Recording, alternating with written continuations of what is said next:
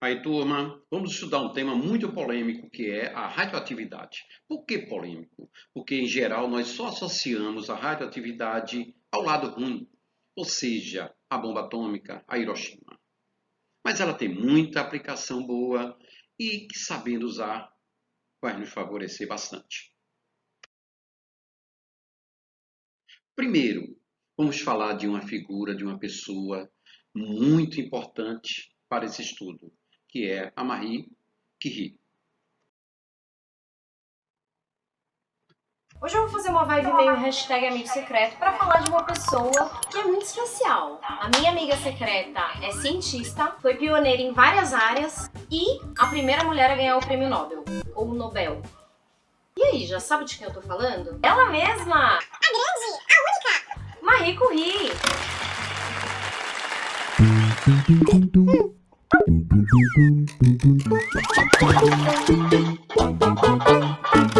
Preciso descontar e conseguir falar. Se a desigualdade de gênero já é um problema pra gente hoje em dia, imagina como é que deveria ser você ter que correr atrás dos seus sonhos em pleno século XIX. Aí vai um resuminho básico. Maria, vou colocar o nome aqui porque eu não sei pronunciar, nasceu em 1867 em Varsóvia, na Polônia. Mais conhecida na MSN como Marie Curie, ela frequentou pequenas escolas ali na região, mas ela foi impedida de fazer uma faculdade, porque naquela época mulheres não podiam frequentar o ensino superior. Foi só com 24 anos que ela conseguiu juntar uma grana para ir para Paris e estudar por lá. Ela se licenciou em Ciências Matemáticas e Física, e mais tarde foi a primeira mulher a lecionar naquele lugar. O prêmio Nobel é com certeza o prêmio mais desejado entre os cientistas. I checked the App Store. No one is doing handwriting recognition differential equation E solving. a Marie Curie foi a primeira mulher a ganhar um prêmio Nobel. E se você acha um prêmio pouco, Não seja por isso. ela ganhou 2. E foi a primeira pessoa a ganhar 2. E quando a gente fala de ciência, só mais uma pessoa ganhou 2 prêmios. Só que um deles foi o da paz, ou seja, não eram os 2 de áreas científicas. Já o da Marie Curie foi um em química e outro em física. Já que é pra tombar, tombei. Bem, bem. Radioatividade é uma palavra familiar para você?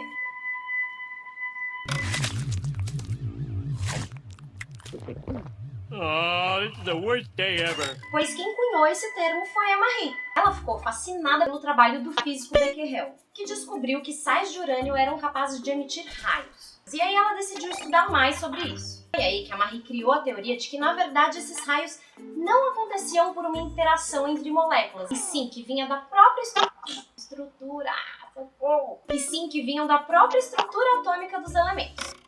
Hoje em dia, a gente já sabe quais são os problemas da exposição à radiação. A Marie passou sua vida inteira pesquisando sobre radiação e estudando radioterapia. E o problema disso? Bom, hoje a gente já sabe que não se deve ficar exposto à radiação sem equipamentos de segurança. Mas naquela época esse conhecimento não existia. E por isso todos os estudos dela foram feitos sem nenhum tipo de proteção. Isso fez com que ela desenvolvesse uma leucemia e morresse em 1934. Ela ficava tão exposta que mesmo nos dias de hoje os pertences dela ainda estão totalmente contaminados. Em 1914, a Marie Curie percebeu que os raios-x seriam importantes para o tratamento de ferimentos de bala e de fraturas.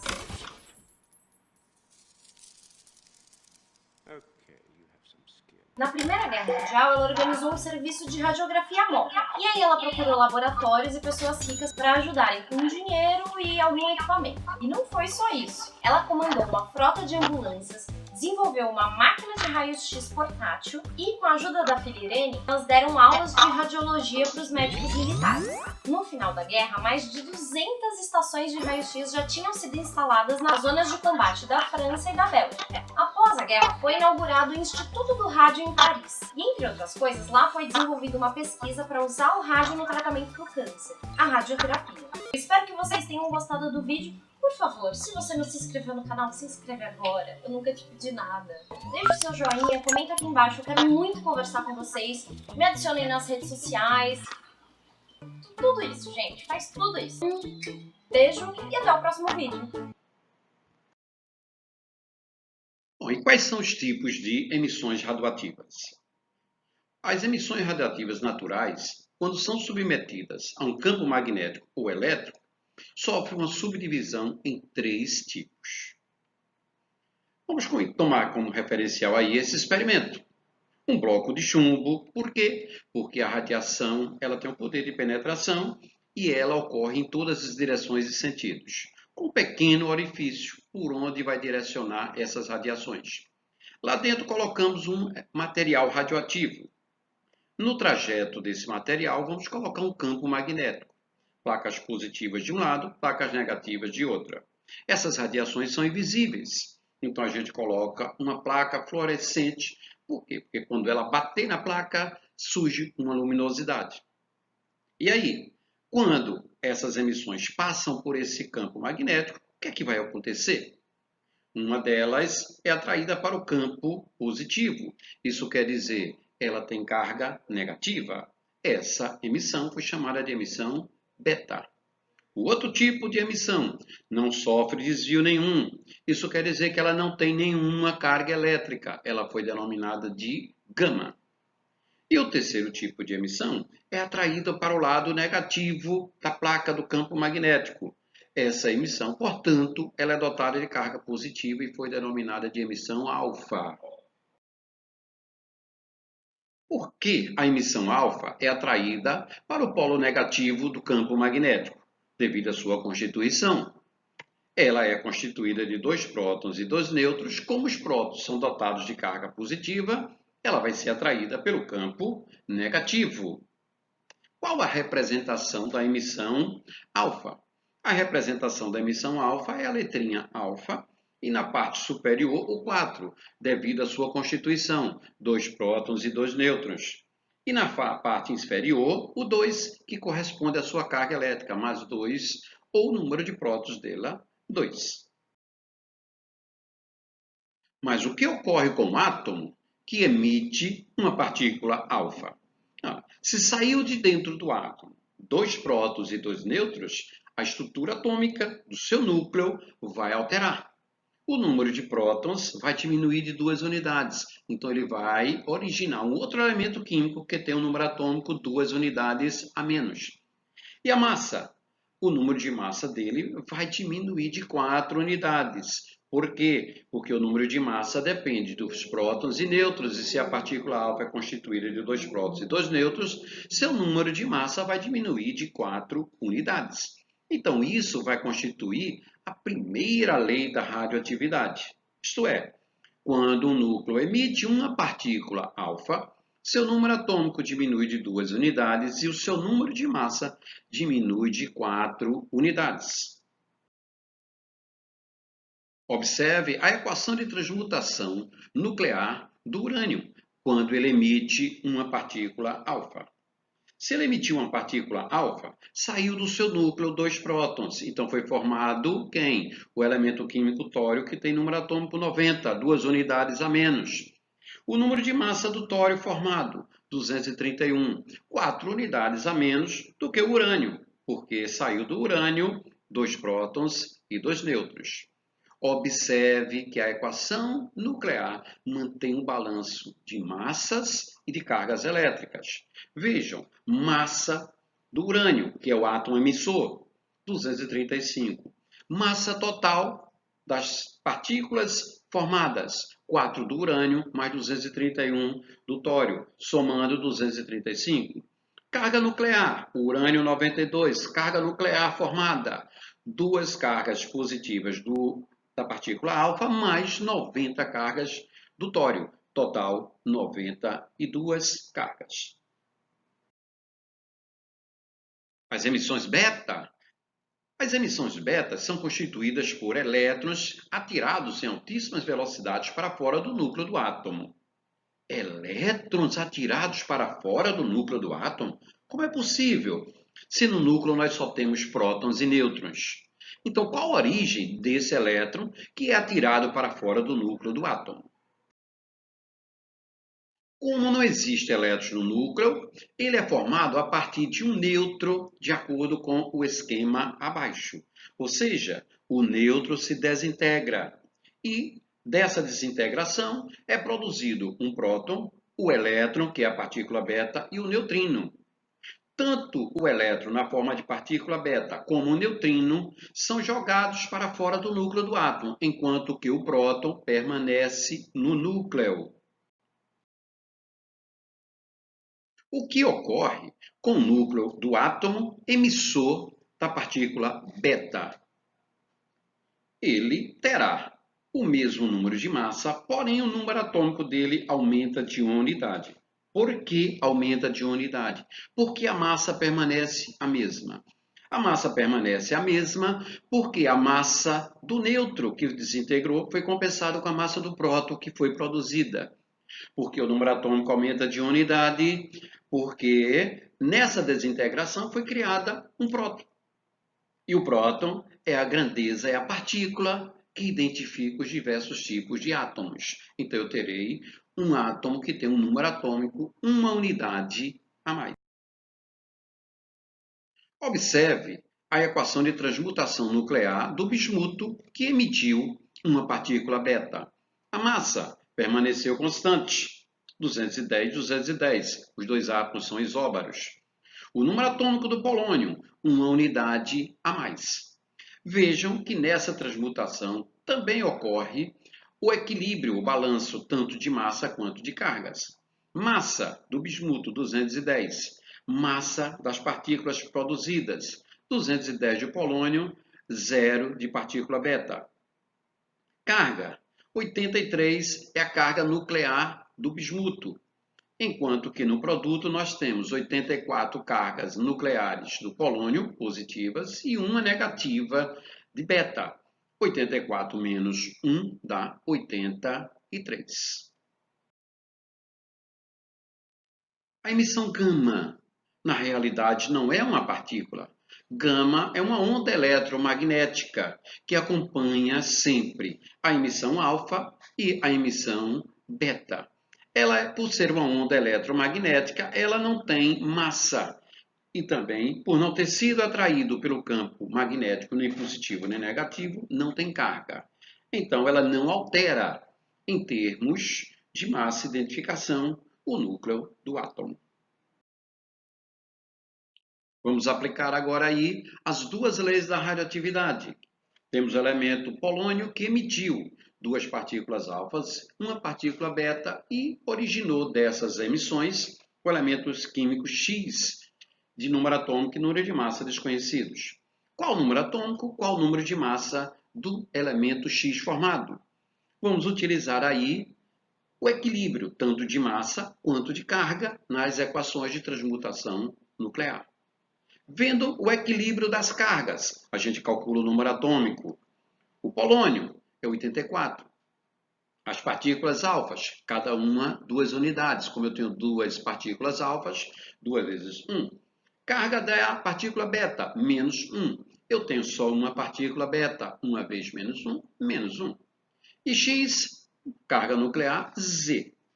Realizando a operação, 2 vezes 2, 4. 1 vezes menos 1, menos 1.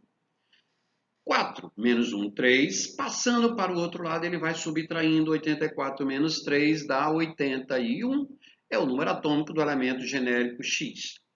Para calcular o número de massa, nós vamos ver agora o equilíbrio das massas.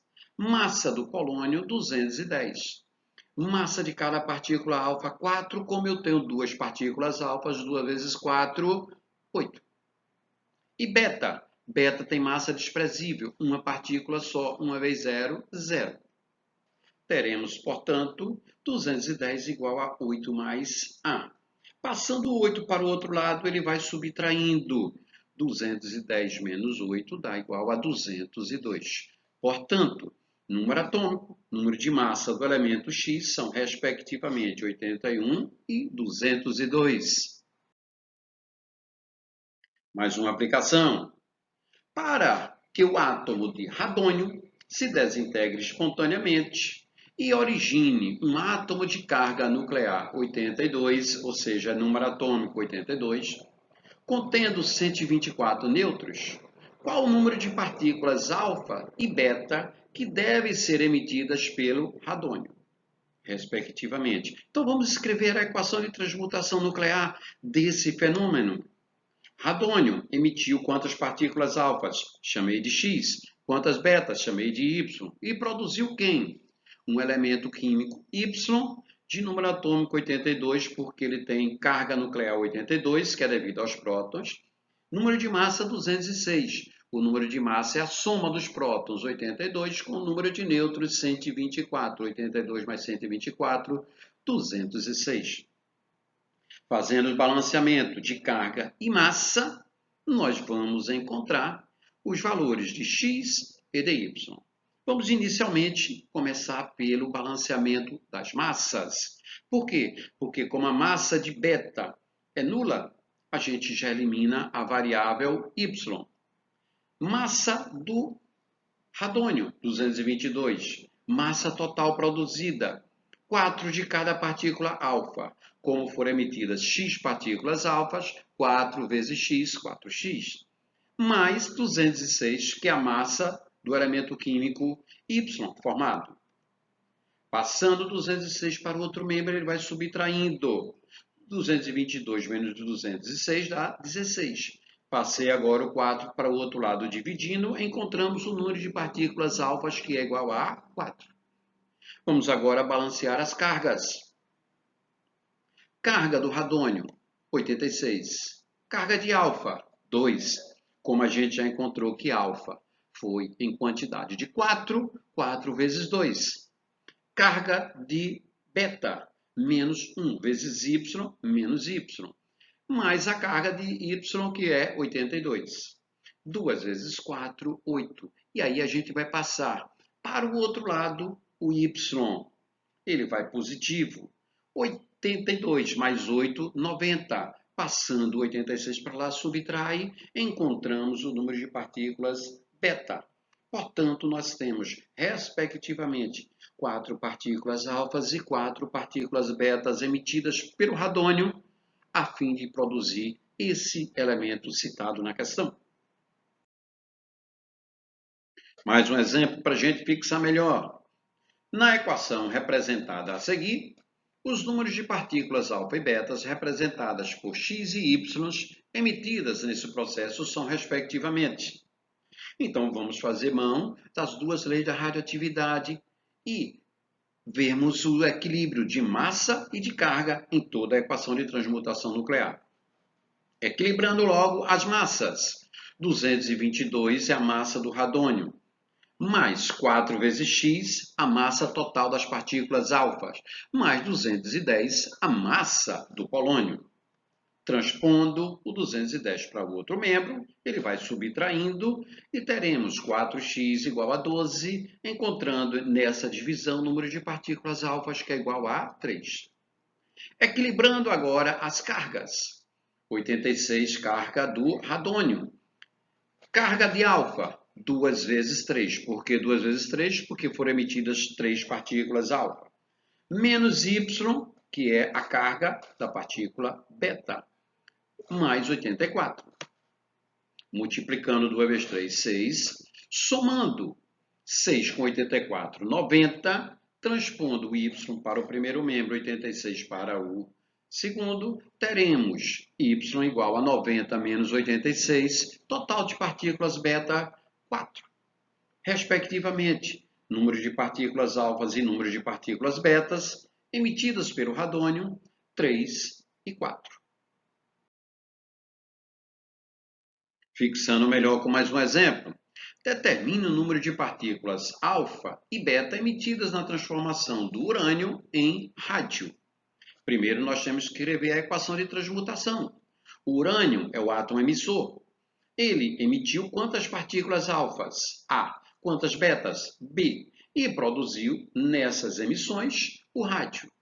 Quantas partículas alfas, quantas partículas betas foram emitidas? Vamos utilizar primeiro o balanceamento de massa.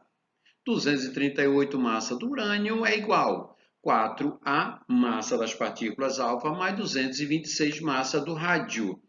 Transportando 226, vai subtraindo. Com isso, encontramos o valor de A, que é igual a 3. Foram emitidas, portanto, 3 partículas alfas pelo átomo de urânio. Fazendo o equilíbrio das cargas agora. 92 carga do urânio. 2A, carga total de alfa. Menos B, carga das partículas beta.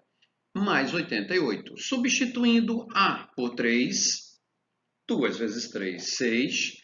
Transpondo B para um lado e 92 para o outro, reduzimos a nossa equação para B igual a 94 menos 92. Total, 2 partículas betas foram emitidas pelo átomo de urânio.